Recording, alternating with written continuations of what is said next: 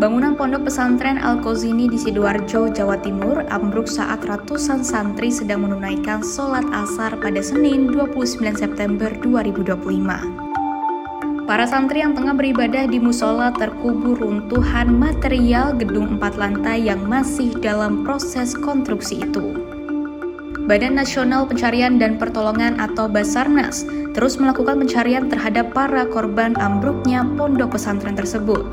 Selama sepekan terakhir, tim SAR telah berhasil mengevakuasi 171 orang korban dengan rincian 104 orang selamat dan 67 korban meninggal dunia, termasuk 8 bagian tubuh. Pada tahap akhir pencarian, tim SAR gabungan melakukan penyisiran di lokasi kejadian. Hasilnya sudah tidak ada lagi korban di lokasi. Area gedung yang runtuh itu juga sudah rata dengan tanah, semua puing dan reruntuhan sudah berhasil dibersihkan. Kepala Basarnas Marsdia TNI Muhammad Syafi'i menyampaikan apresiasinya terhadap semua pihak yang sejak tanggal 29 September kemarin ikut terlibat dalam semua proses pencarian dan pertolongan. Menurutnya, semua proses telah berjalan baik dan terukur sebagaimana ketentuan yang ada. Tentang adanya kesan lambat, disebutnya bahwa ada beberapa faktor yang menjadi kendala.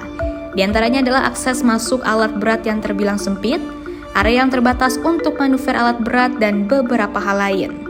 Pengasuh Pondok Pesantren Al-Qauzini, Kiai Haji Abdus Salam Mujib, membenarkan bahwa bangunan yang ambruk masih dalam tahap renovasi.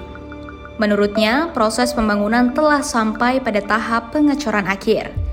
Ia juga menambahkan bangunan itu direncanakan memiliki 3 lantai. Pengecoran terakhir dilakukan di lantai paling atas atau lantai 3. Sementara itu lantai 2 telah difungsikan sebagai musola.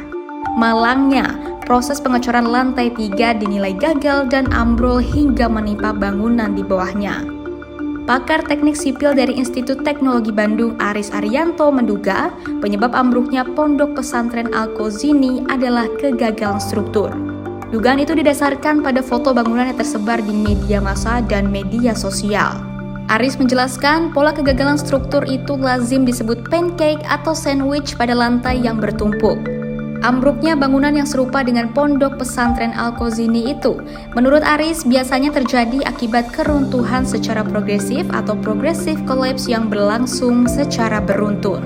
Berdasarkan waktu ambruknya gedung Pondok Pesantren yang bertepatan dengan pengecoran lantai 4 itu, Aris menduga tiang penyangga tidak mampu menahan beban pengecoran.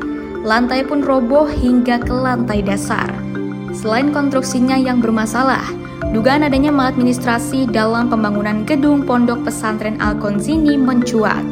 Bupati Sidoarjo Subandi mengatakan, bangunan yang ambruk itu tak memiliki izin mendirikan bangunan atau IMB.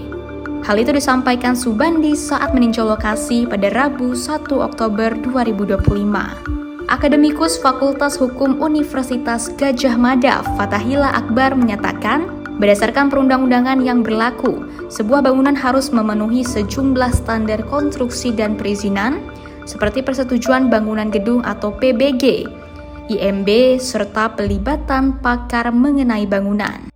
Jika syarat-syarat tersebut tidak dipenuhi oleh pengelola, tindakan itu termasuk kelalaian. Meski insiden itu termasuk kecelakaan yang tak disengaja, menurut Fathahillah, kelalaian dapat dipertanggungjawabkan secara hukum. Hal itu sesuai dengan pasal 359 dan pasal 360 Kitab Undang-Undang Hukum Pidana atau KUHP. Pakar hukum pidana dari Universitas Brawijaya, Faizin Sulistyo mengatakan, kelalaian atau kealpaan dapat dipertanggungjawabkan secara pidana menurut perundang-undangan. Faizin menjelaskan, selain melanggar KUHP, tidak dipenuhinya syarat administratif dan standar konstruksi dalam pembangunan gedung itu melanggar Undang-Undang Nomor 28 Tahun 2002 tentang bangunan gedung. Pelanggaran atas aturan ini memiliki sanksi yang bervariasi, dari sanksi pembongkaran bangunan, denda, hingga pidana penjara. Menurut Faizin, terdapat beberapa pihak yang dapat dimintai pertanggungjawaban atas insiden ini. Mereka adalah pemilik atau pengelola bangunan, kontraktor atau pelaksana konstruksi, serta perencana dan pengawas konstruksi. Penyidik Polda Jawa Timur Ajun Komisaris Edi Iskandar membenarkan ihwal pemanggilan sejumlah santri untuk dimintai keterangan. Namun dia enggan menjelaskan peran Saka dalam insiden ambruknya gedung pondok pesantren tempat dia belajar. Edi juga tak menjawab saat ditanya tentang jumlah saksi yang telah dipanggil dalam penyelidikan insiden ini. Kepala Kepolisian Daerah Jawa Timur Inspektur Jenderal Nanang Afianto berjanji akan segera mengusut insiden ambruknya pondok pesantren ini. Proses hukum itu akan dilakukan setelah semua korban ditemukan.